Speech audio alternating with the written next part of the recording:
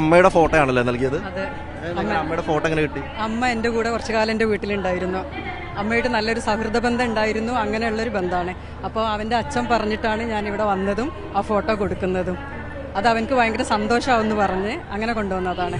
അപ്പൊ അമ്മേനെ കാണുമ്പോൾ വേടന്റെ അമ്മയാണ് അങ്ങനെ ഒന്നും അറിയില്ലായിരുന്നു അല്ലേ? ആദ്യം അറിയില്ലായിരുന്നു. വീട്ടിലെത്തി കുറച്ചു കാലം എൻ്റെ കൂടെ നിന്നപ്പോൾ എന്നോട് പറഞ്ഞ്, പിന്നെ ഇത് എൻ്റെ മോനെ ഇങ്ങനെ ഒരു പാട്ടുകാരനാണ്, യൂട്യൂബിലൊക്കെ ചെറുതായിട്ട് പാട്ടൊക്കെ പാടുന്നുണ്ട് കാരണം. അപ്പം എനിക്ക് വീഡിയോ കാണിച്ചു തന്നെ. അപ്പോൾ അവൻ നല്ല പാട്ടുകാരനായിട്ടുണ്ടെങ്കിൽ ഞങ്ങൾ രക്ഷപ്പെടും എന്നൊക്കെ പറഞ്ഞിട്ട് ഉണ്ടായിരുന്നു.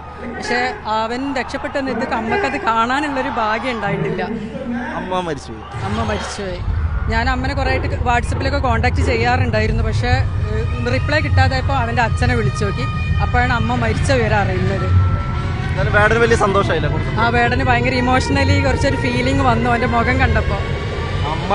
അമ്മയുടെ പ്രാർത്ഥന അമ്മ വിചാരിച്ച പോലെ തന്നെ വേടൻ വലിയ നിലയിലെത്തിയിരിക്കുകയാണ്. അതെ, ഉഷാറാവട്ടെ. അവന് ഇത്രയും നല്ലൊരു നിലയിലെത്തിയത് നമുക്ക് കാണാനുള്ള ഭാഗ്യം ഉണ്ടായില്ല.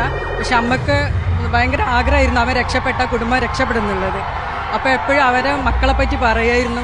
പക്ഷെ അവരെ കുറേ ബുദ്ധിമുട്ടും കഷ്ടപ്പാടൊക്കെ ഉണ്ടായിട്ടുണ്ട്. അതൊന്നും മക്കളങ്ങനെ അറിയിച്ചിട്ടില്ല എന്നാണ് എൻ്റെ അടുത്ത് പറഞ്ഞത്. പക്ഷെ അവൻ്റെ അമ്മേൻ്റെ കുറേ കാര്യങ്ങളുണ്ട്. പക്ഷെ വേടനോട് പറഞ്ഞ് പിന്നീട് ഒരിക്കൽ പേഴ്സണലി പറയാൻ. പക്ഷെ അവൻ കുറച്ച് ഇമോഷണൽ ആയിപ്പോയി ആ ഫോട്ടോ കണ്ടപ്പോൾ.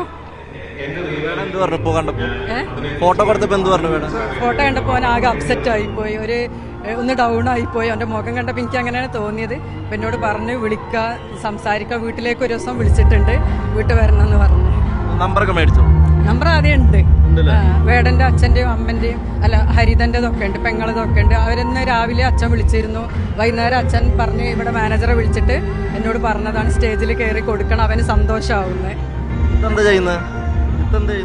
ഞാൻ ഒരു ഹൗസ് വൈഫാ. മുക്കത്താണല്ലേ? മണാശ്ശേരി.